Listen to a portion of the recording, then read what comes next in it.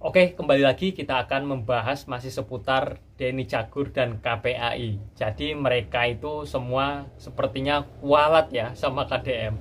Gara-gara mengkritisi kebijakannya Kang Deddy Mulyadi, akhirnya Denny Cagur dan KPAI mendapat sindiran telak nih dari Kang Deddy Mulyadi. Ya, lagian kerjaannya juga ngapain gitu loh. Cuman nyindir-nyindir doang, terus KPAI juga kerjaannya cuman ngawasi lah, buat apa? Makanya ini netizen ternyata banyak yang setuju ya bahwa KPAI ini agar segera dibubarkan gitu guys. Wah, ini sepertinya sangat seru ya dan menarik nih untuk kita reaction pada kesempatan kali ini. Oke, kita langsung aja menuju ke video berikut ini.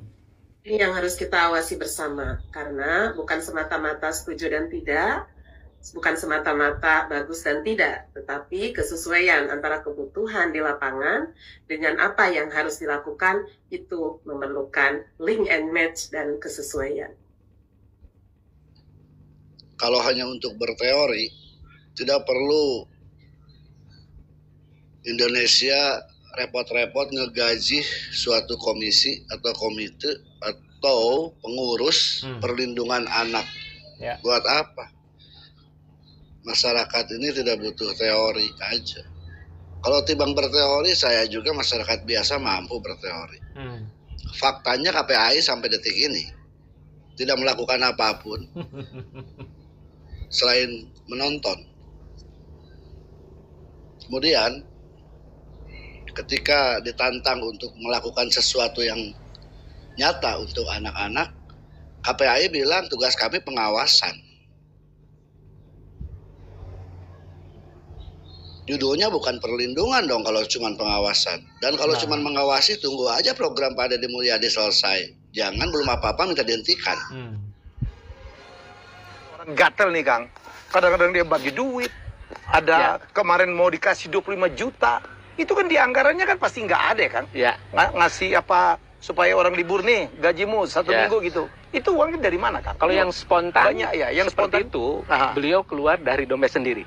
Uang pribadi? Saya menyaksikan langsung. Dari mana uang? Iya, beliau kan sebagai content creator juga. Ada konten. Ada rezeki tersendiri. Saya dan rezekinya itu dikembalikan ke masyarakat. Itu yang membuat kami salut lah, apresiasi ke beliau. Sehingga pola kepemimpinannya ini bisa terolong. Biayanya pun dipikir. Betul Pak. Jadi kami buat karena ada ketentuan-ketentuan yang memang kadang tadi begitu misalnya Bapak menyampaikan, Bu ini ada kasus yang selesaikan, maka saya sampaikan kepada teman-teman. Jadi ada timnya juga Pak, tim yang menyelesaikan BPJS, tim yang menyelesaikan perawatannya. Tim yang bentuk tim. Betul. Ibu yang bentuk tim. Saya.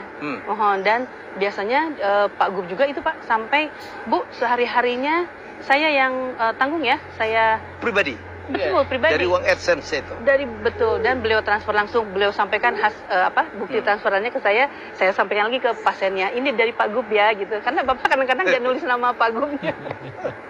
Jadi berlapis Pak Elmi. Pertama dari beliau langsung, baru kami cek di APBD. Kalau APBD tidak ada, kami cek dari kementerian misalnya, kami cek kabupaten kota, kemudian CSR, ada Basnas dan Partisipasi Masyarakat. BPJS termasuk ya? Iya, termasuk BPJS. Jadi sumber pendanaan itu bisa dari mana-mana. Yang penting masalah bisa diselesaikan. Bu, tindakan separah apa yang pernah dilakukan oleh Ibu di zaman KDM?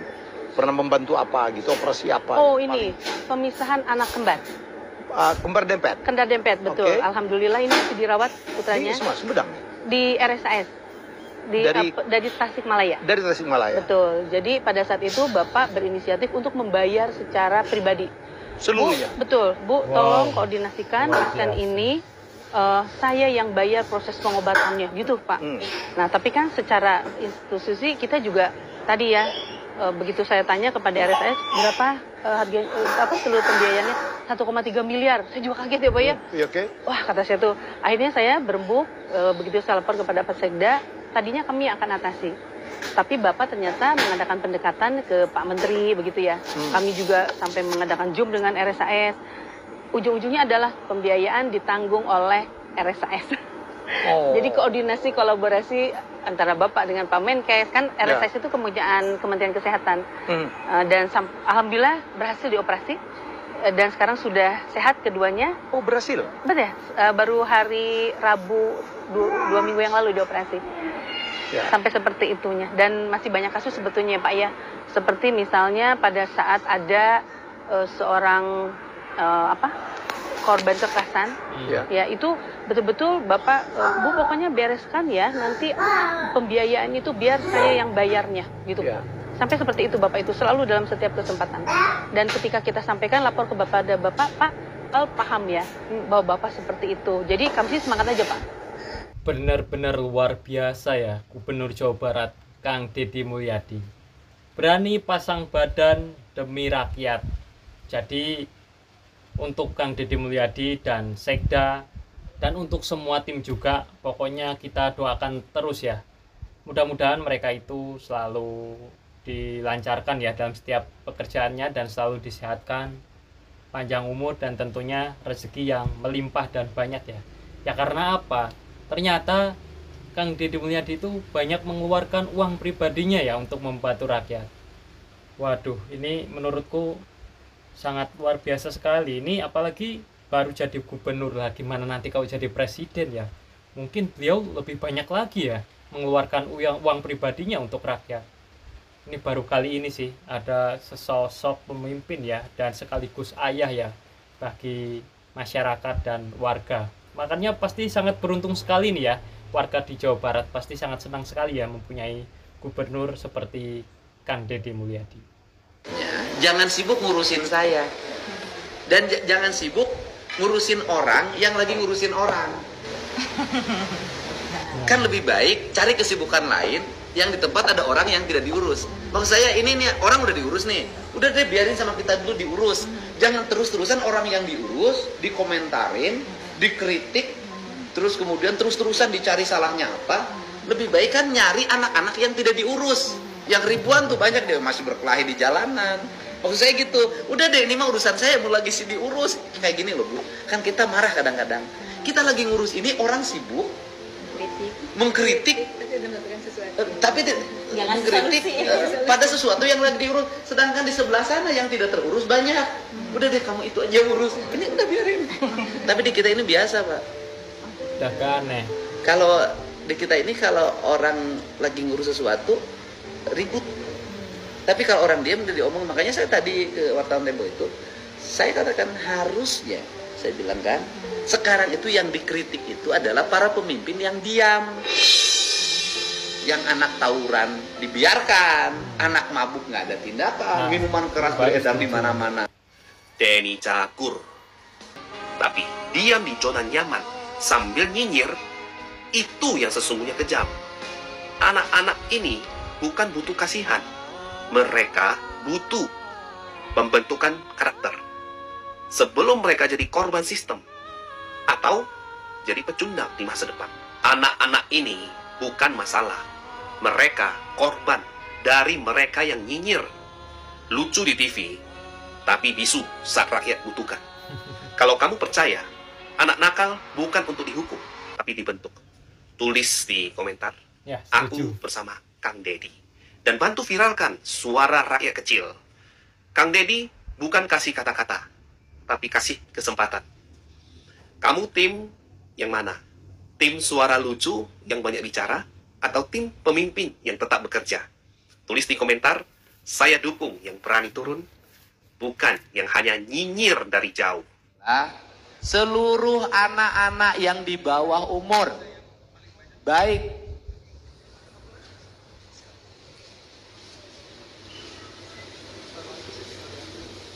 yang sekolah maupun yang tidak sekolah, semuanya menjadi tanggung jawab saya untuk makan dalam setiap hari.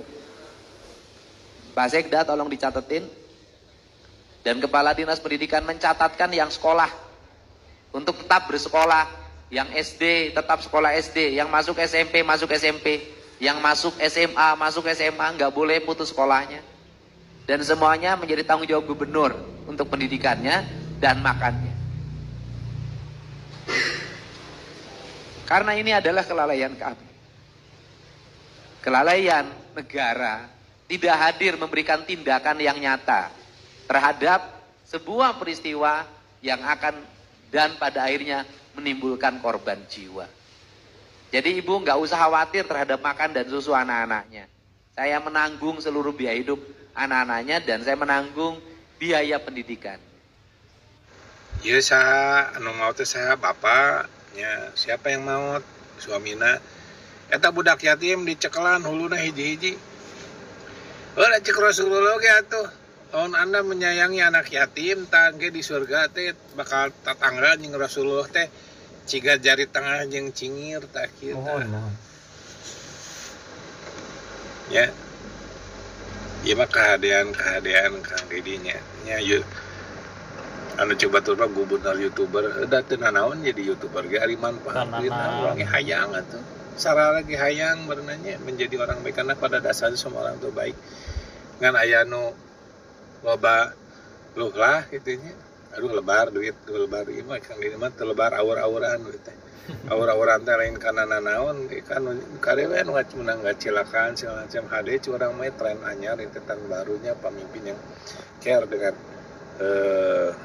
rahayatna terutama baru dak anu ditinggalkeun maot kamarinya. Ya tambahan video orang nu bieu jeung lainna tambahan salian ti tadi kan aya beberapa institusi termasuk Basnas jeung BJB nya. Ayeuna Kang Dedi pribadi ngusapa nih hiji budak ya. Bayangkan nek ditanggung sakolana ku anjeunna tanggung sakolana biaya makanna ngabulan nek dibere ku Kang Dedi. Pribadi lain di APBD komo APBN. Ya. Aduh. Mudah-mudahan jika saya ada cing jantan pahala. Amin. Sebaik-baiknya pahalanya. Oke, di sini kita akan mengomentari sedikit ya terkait video-video yang barusan kita lihat. Jadi di sini aku sangat kagum sekali ya dengan sosok pemimpin Gubernur Jawa Barat Kang Deddy Mulyadi. Sambil menahan tangis, beliau bertanggung jawab atas korban bencana longsor yang ada di daerah Cirebon. Padahal waktu dulu beliau ini sudah mengingatkan ya, dari tahun 2021 aku pernah lihat di channelnya beliau Kang Deddy Mulyadi.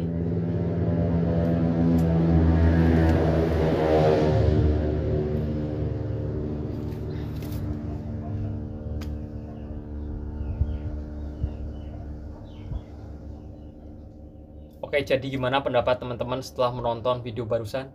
Silahkan jika ada pendapat dan komentar, langsung saja tulis di kolom komentar. Nah, kita akan mengomentari sedikit ya terkait cuplikan-cuplikan video yang barusan kita lihat. Jadi di sini aku sangat mengagumi sekali ya tentang sosok pemimpin Gubernur Jawa Barat Kang Deddy Mulyadi. Kang Deddy Mulyadi sambil menahan tangis bertanggung jawab atas korban longsor yang ada di daerah Cirebon. Kalau nggak salah pada waktu tahun 2021 beliau ini sudah datang langsung ya ke pertambangan Gunung Kuda dan melihat langsung. Kemudian beliau memperkirakan bahwa ini tambang ini berpotensi akan terjadi longsor. Ya, benar sekali. Akhirnya setelah beberapa tahun kemudian terjadilah dan banyak memakan korban ya. Namun di sisi ini yang paling bikin aku sangat terharu ya, beliau mengakui ya kelalaian, karena seharusnya sudah dari lama ya mungkin itu harusnya kan ditutupin seperti ini.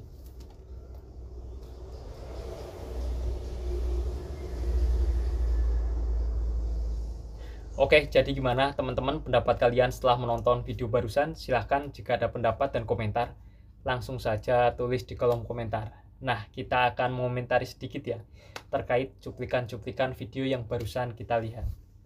Ya, dari video yang terakhir ini terlihat Kang Deddy Mulyadi sambil menahan tangis bertanggung jawab atas korban longsor yang ada di Cirebon.